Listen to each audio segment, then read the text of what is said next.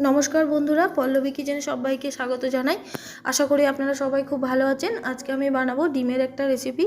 তার জন্য আমি একটা গ্যাসের মধ্যে বাটি বসিয়ে দিয়েছি। এখানে দিয়েছি 1 লিটার পরিমাণ জল। আমি 7টা ডিম সেদ্ধ করে নেব। ডিমগুলো দিয়ে দিয়েছি জলের মধ্যে। এবার এখানে দিয়ে দিচ্ছি একটু লেবুর রস। ডিমটা সেদ্ধ হবে ততক্ষণ আমি একটা পেস্ট বানিয়ে নেব। তার জন্য একটা মিক্সিং জার নিয়েছি। এর মধ্যে দিয়ে দিচ্ছি 2টো মিডিয়াম সাইজের পেঁয়াজ, এভাবে আমি টুকরো করে কেটে নিয়েছি। আর দিয়ে দিচ্ছি 4 কোয়া রসুন আর 2টো কাঁচা লঙ্কা।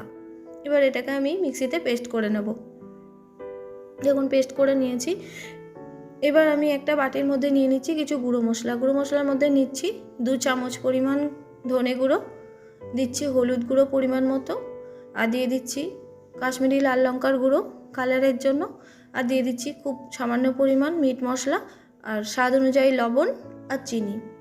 এবার আমি একটু জল দিয়ে একটা মিশ্রণ তৈরি করে নেব।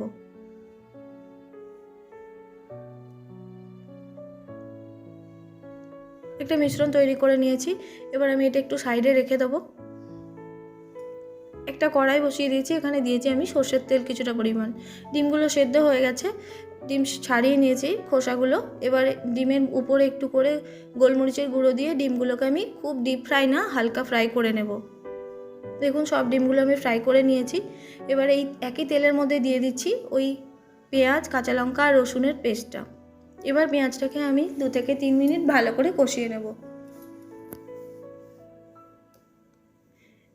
এখানে দিয়ে দিচ্ছি আমি খুব সামান্য পরিমাণ কাশ্মীরি লঙ্কার গুঁড়ো, কালারটা ভালো করার জন্য।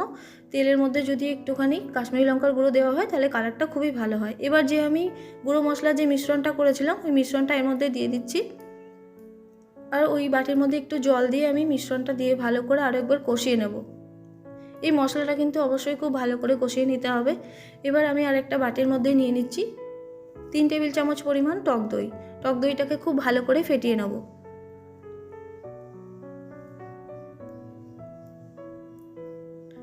দেখুন মশলাটা আমার ভাজা হয়ে গেছে, মশলা থেকে তেল বেরোচ্ছে। আমি আরেকবার ভালো করে নেড়ে নিয়েছি। এবার আমি এর মধ্যে দিয়ে দেবো টক দই। অবশ্যই টক দই দেওয়ার সময় কিন্তু গ্যাসের ফ্লেমটাকে একদম লো করে রাখতে হবে। এবার টক দইটাকে এই মশলার সাথে আমি খুব ভালো করে একবার মিশিয়ে নেব।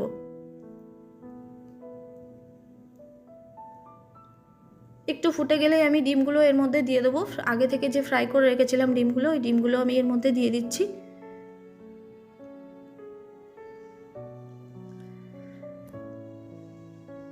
ডিমগুলো দিয়ে আমি কিন্তু খুব বেশিক্ষণ আর ফোটাবো না।